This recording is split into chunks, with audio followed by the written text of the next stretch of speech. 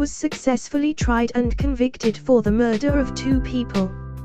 Ask me anything. I'm going to avoid details that could give my identity away, though I'm sure someone will put the pieces together. In 2007, I was successfully tried and convicted for the murder of 2 individuals. One was a 31-year-old male and the other was a 73-year-old man. At first, they tried to get me for 3 more, but there was a lack of evidence and it was pretty obvious they were just trying to pin whatever they could on me, and those cases were dropped within a month. I believe one of them has since been solved. Short version. The 31-year-old raped and beat my pregnant girlfriend. She lost the baby days later. I was deployed at the time, so I couldn't be there for her. She knew who it was but refused to tell the police. They have a habit of making things worse, so I don't and still don't fault her for that. The month I got back she confessed to me. It was her friend from school. I found him on Facebook and got his address. I arrived at his house at 7:57 p.m. and broke in through a glass door in his back garden. He confronted me moments later and I killed him. To this day I truly don't remember exactly what happened, I just know I beat him, and he stopped moving. I knew he was dead after a few minutes but I wanted to make sure, so I pulled out my gun and shot him twice in forehead and cheek, then I fired 4 more times into his stomach and neck.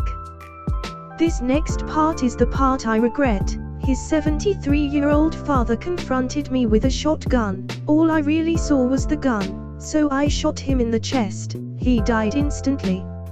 Shortly after the police arrived, and I was arrested without incident.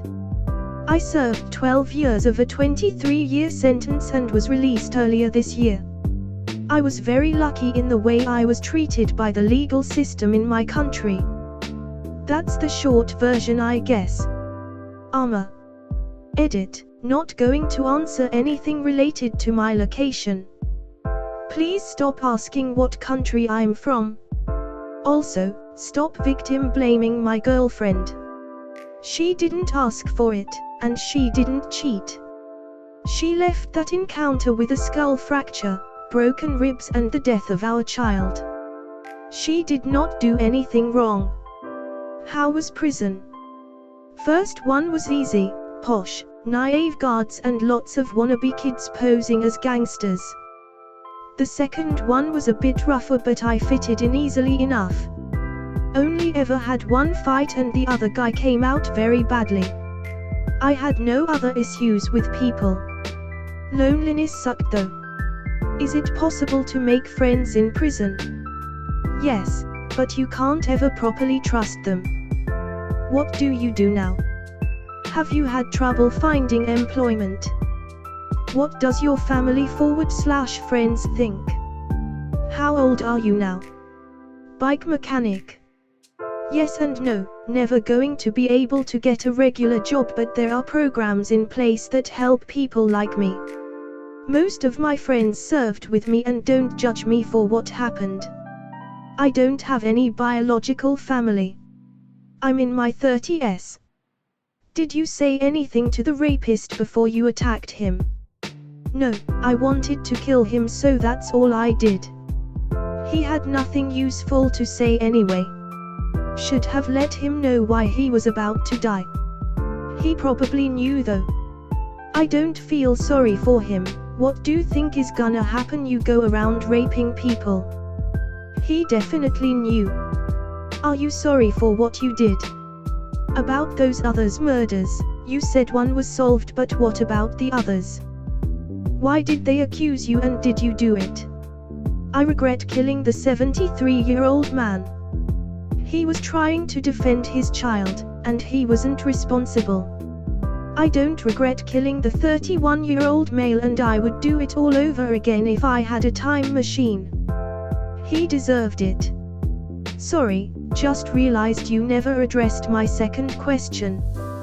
Can you please? Sorry, forgot to address that. No, I didn't kill them. I'm not a naturally violent person and would never randomly kill someone. What happened was a result of me wanting to get revenge and then getting caught up at the moment and firing without cause. I believe they linked me to the case because I was within the general area, and they were also firearms-related incidents. However, I genuinely did not commit those crimes. I wouldn't kill someone without reason, it's illogical. Fair enough then. Last question, I swear. You killed the first guy with your hands, right? What exactly killed him? His cause of death was ruled gunshots to the head, but he was dead before. He either died from blunt force trauma or suffocation as I crushed his windpipe. I think his death being ruled a shooting was better for my case, as hands-on murder just seems worse, so I never really argued it. I know he died beforehand though, he stopped breathing and his bowels emptied. So it's true. Folks shit themselves when killed. Did you get any leniency based on the circumstances? Did you explain the nature of your motive in court?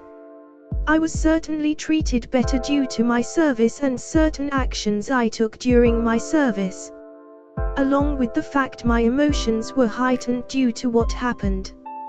However, the latter isn't a valid excuse. I knew exactly what I was doing and would gladly kill that male again. I wouldn't say I enjoyed it, but people like him need to be removed and I don't regret removing him. If law enforcement was helpful, if he had been convicted, punished, and served his punishment, do you think you would still risk killing him yourself? Yes. He didn't deserve to live. Thanks for answering. Best of luck to you.